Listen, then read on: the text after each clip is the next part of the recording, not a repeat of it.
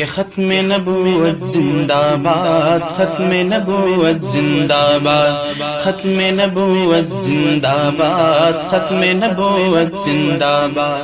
آج صبح میں اپنے کچھ بچوں سے کہہ رہا تھا کہ اتنے زندہ تابندہ شہر میں کچھ مسجدوں کی اذانیں ایسی سن رہا ہوں، تکلیف ہوتی ہے۔ برا بالکل نہ مانے، میں آپ ہی کا ایک فرد ہوں اور اس شہر کے اطراف و جوانب کے میرے ہزاروں اولاد ہیں، اس لیے حق سمجھ کر یہ بات کہہ رہا ہوں، اذانیں درست کرنے کی ضرورت ہے۔ میں اپنے بھائی مولانا مستقیم صاحب سے اور بیٹے مولوی ارقم سے اور مولانا ہمارے جو ثانی والے شکیل صاحب ہیں اور دیگر تمام علماء سے، بلکہ بالخصوص چھوٹا ہونے کے باوجود امیر شریعت مفتی معیز الدین صاحب سے پرزور تاکید کے ساتھ درخواست کرتا ہوں کہ آئندہ آپ کے یہاں اذان کا مسابقہ بھی ہونا چاہیے، اس لیے کہ اذان کو کیا سمجھ رکھتا ہے؟ اذان شعار اسلام ہے میرے بھائیوں، یہ سمبول آف اسلام ہے۔ اور میں ایک لفظ کہا کرتا ہوں، اذان جتنی درست ہوگی وہ علاقہ شیاطین کے اثر سے اتنا محفوظ رہے گا۔ لیکن ہماری اذانیں تو ایسی ہے، معاف کرنا، ہنسنا بالکل نہیں جو آگے میں کہہ رہا ہوں، ورنہ وہ مذاق بن جائے گا، بالکل مت ہنسنا، لیکن آگے کا جملہ سننا۔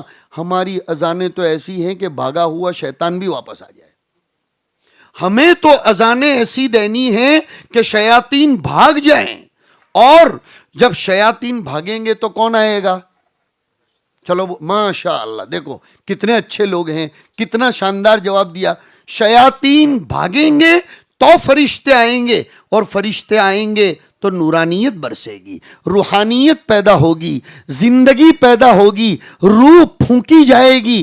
لیکن وہ اذان بھی تو ہو، وہ اذان بھی تو ہو۔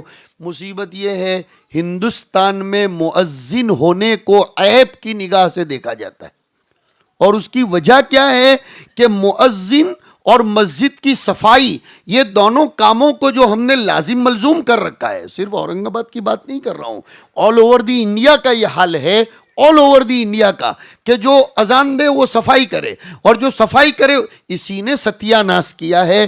اس لیے میرے بھائیوں اور یہاں جتنے لوگ بیٹھے ہیں، اور پھر یہ آواز جہاں تک جائے گی، اورنگ آباد زندہ شہر ہے، میں یہاں کے ارباب اموال سے کہتا ہوں، ایک ایک سیٹ تیار ہو جائے اور صرف اپنی مسجد کے امام کو اذان کی ذمہ داری ایکسٹرا دے کر 3000 روپے کی تنخواہ کا اضافہ کر دے۔ بہت آسان ہے، تنخواہ اس کی 3000 روپے زیادہ دے، اور اذان امام کا بھی کام ہو جائے گا۔ اور ائمہ لوگ بالکل برا نہ مانے، جب امام کو اذان کی ذمہ داری دے دیں گے تو پھر اماموں سے وہ شکایت بھی ختم ہو جائے گی کہ وہ 2 منٹ لیٹ آتے ہیں یا ٹریفک سگنل پر رک گئے تھے۔ جب ذمہ داری ہی ان کو اذان کی دے دی جائے گی، اذانیں صحیح ہونے لگیں گی۔ امام کی تنخواہ میں اب جہاں تک صفائی کا مسئلہ ہے وہ کسی اور سے لے لیجئے، یہاں بھی تجوید کی رعایت ضروری ہے۔ مجھے امید ہے کہ بھائی مولانا مستقیم اس بات پر ابھی ہی میں ان سے وعدہ لے لینا چاہتا ہوں، آئندہ اس کا مشن بھی چلائیں گے انشاءاللہ تعالی۔ اذان یہ اسلام کا شعار ہے میرے بھائیوں، شاندار اذانیں دیجئے، اور جو ہمارے بھائی اذان دینا چاہتے ہیں وہ اچھے اچھے لوگوں کے پاس جا کر اذان سیکھیں، وہ سیکھیں۔ فرشتے آئیں گے، رزق میں برکت ہوگی، فرشتے آئیں گے، جھگڑے ختم ہوں گے۔ ایک آیت پیش کرتا ہوں، وَقُلْ لِعِبَادِي يَقُولُ الَّتِي هِيَ أَحْسَنُ ان الشیطان ینزغ بینہم۔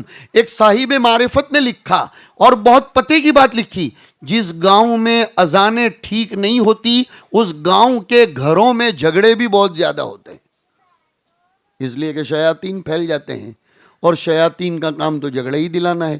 اور فرشتے آنے کے بعد شیاطین کے باپ کی طاقت نہیں ہے کہ وہ وہاں کھڑے رہیں۔ ثانی انٹرنیشنل حج عمرہ ٹورز اینڈ ٹریولز، حج عمرہ جانے کے خواہش مند حضرات اسکرین پر دیے گئے نمبرز پر کال کریں۔